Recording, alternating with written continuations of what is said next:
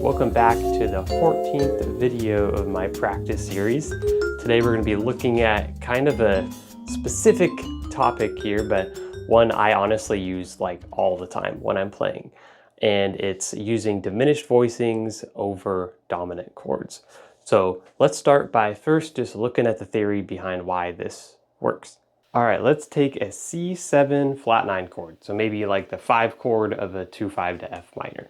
So if we build this chord, we get C, E, G, B flat, B flat. Let's get rid of the root because, you know, a bass player is going to play the root. So now we got this E, G, B flat, D flat. It's actually a fully diminished chords, which is basically just a symmetrical stack of minor thirds, right? Minor third, minor third, minor third. So we can basically kind of say that an E diminished 7 chord, this, is kind of the same thing as C7 flat 9, it's just without the root.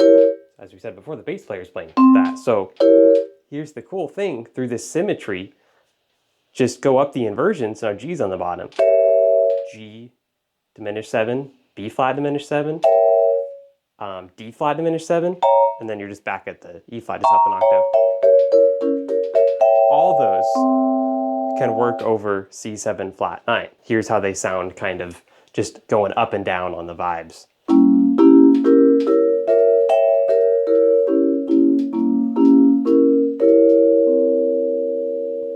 So the cool thing with this is that once you get like the facility down, right, switching between, just kind of brute forcing it, right, getting all that down, it's super melodic. Just doing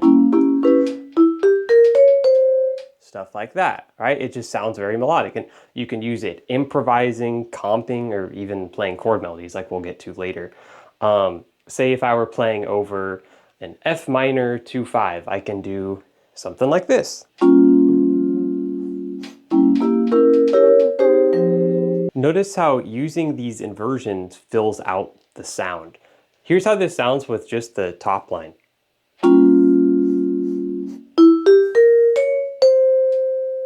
Still sounds really nice. It's a very singable melody. It has a nice tension and release. This, it's using chord tones. You can hear the changes. It's very nice.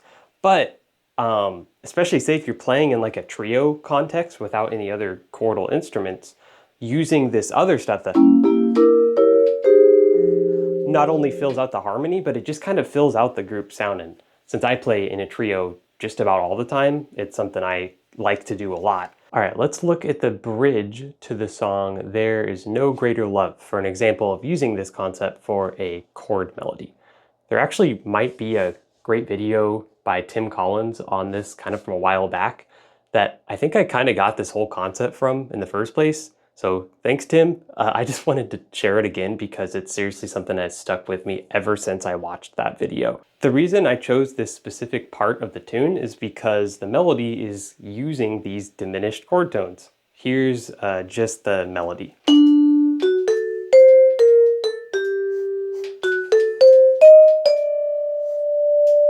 So let's add in the full voicings. Also, notice that we're in G minor now, so now we're 2-5 to G minor, which is D7 flat 9. So we got these, which are 4 different stacks of notes, right? Because before it was C7.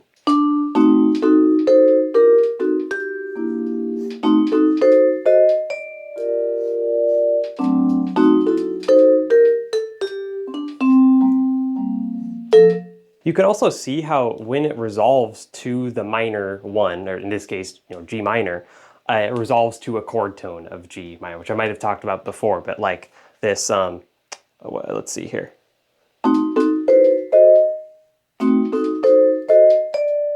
This can be pretty tricky at first, but just like with anything, spend the time getting the facility moving between these inversions, and I guarantee you'll find tons of spots to use this. Honestly, really anywhere that has a minor 2-5. Which, you know, as we know, is very plentiful in just about every single jazz standard. Or I guess 2-5s in general, but lots of minor 2-5s as well. Actually, speaking of, I thought to end with a little bit of improvisation over the changes to Blue Bossa because as many of you I'm sure know out there, that has a minor 2-5 and C minor.